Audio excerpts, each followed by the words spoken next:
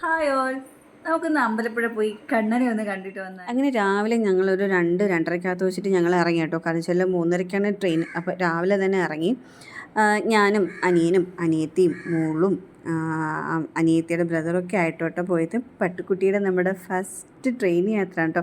അതിൻ്റെ സ്പെഷ്യലും കൂടെയാണ് കേട്ടോ ഇതിൽ. സെയിം ടൈമിൽ അനിയന് കിട്ടിയ വിൻഡോ സീറ്റ്. പിന്നെ മുന്നും പിന്നെ നോക്കില്ല, ഞാൻ ചാടിക്കയറി അവിടെ ഇരുന്നു. പിന്നെ മാറിക്കൊടുക്കാനൊന്നും നിന്നില്ല. പക്ഷേ ഇത് നല്ല രസമുണ്ടായിരുന്നു കേട്ടോ. നമ്മളൊരു 3 മണിക്ക് തിരിച്ചിട്ടൊരു 6-6:30 വെച്ചിട്ട് നമ്മളവിടെ എത്തി. റൂമൊക്കെ ഓൾറെഡി നമ്മൾ സെറ്റ് ചെയ്ത് വെച്ചിട്ടുണ്ടായിരുന്നു. അങ്ങനെ ഫ്രഷായിട്ട് നേരെ ഞാനും അനിയനും അനിയത്തിയും പട്ടുവും അച്ചുക്കുട്ടിയും പിന്നെ ബ്രദറൊക്കെ ആയിട്ട് നേരെ അമ്പലത്തിലോട്ട് പോയി. ശരിക്കും പറഞ്ഞാൽ ഭയങ്കര സ്പെഷ്യലായിട്ടുള്ള മൊമെൻ്റ് ആയിരുന്നു കേട്ടോ എനിക്ക്.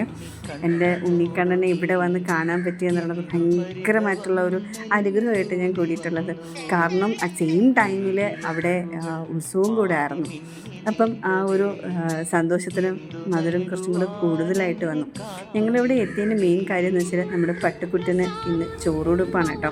അവളുടെ ചോറൂണ് പത്മനാഭസ്വാമി ക്ഷേത്രത്തിൽ നടത്തിയെങ്കിലും നമ്മുടെ അനിയത്തിക്കുട്ടിക്കാണെങ്കിൽ ഭയങ്കരമായിട്ടുള്ള ആഗ്രഹം ഈ അമ്പലപ്പുഴ വന്ന് ഒന്ന് ഉണ്ണിക്കണ്ണനെ നേരിട്ട് കണ്ട് ചോറൂണ് കൊടുക്കണം എന്നുള്ളത് അവളുടെ ഒരു ആഗ്രഹമാണ് കേട്ടോ.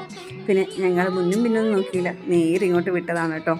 അങ്ങനെ അവിടുത്തെ രാവിലത്തെ പൂജയും കാര്യങ്ങളൊക്കെ കഴിഞ്ഞതിന് ശേഷമാണ് കേട്ടോ പട്ടുവിന് ചോറ് കൊടുക്കാൻ പറ്റിയത്.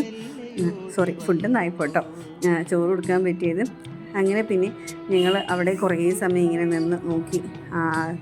ഒരുപാട് സമയം നമുക്ക് വെയിറ്റ് ചെയ്യേണ്ടി വന്നു. വെയിറ്റ് ചെയ്തതിന് ശേഷം ഫൈനലി നമ്മുടെ പട്ടുവിന് ചോറൂണ് നടത്തി കേട്ടോ. എൻ്റെ അനിയത്തിക്കാണെങ്കിൽ ഭയങ്കരമായിട്ടുള്ള സന്തോഷമുണ്ട്. കാരണം വെച്ചാൽ അമ്പലപ്പുഴയിലാണെങ്കിൽ അച്ഛനും അമ്മയും ആരെങ്കിലും ഒരാൾ ഇരുന്നാൽ മതിയോ. അങ്ങനെ അവൾ കുഞ്ഞിനെ മടിയിലിരുത്തി കൊടുക്കാൻ പറ്റിയ സന്തോഷം ഭയങ്കരമായിട്ടുണ്ടായിരുന്നു. അങ്ങനെ അതെല്ലാം കഴിഞ്ഞ് പിന്നെ നമ്മൾ വൈകുന്നേരം ആയപ്പോഴത്തേക്കും 6 മണിയുടെ ട്രെയിനിൽ തിരിച്ചു പോന്നു. അപ്പോൾ ഇന്ന് ഇത്രയ്ക്കുള്ള കേട്ടോ. ബായ്.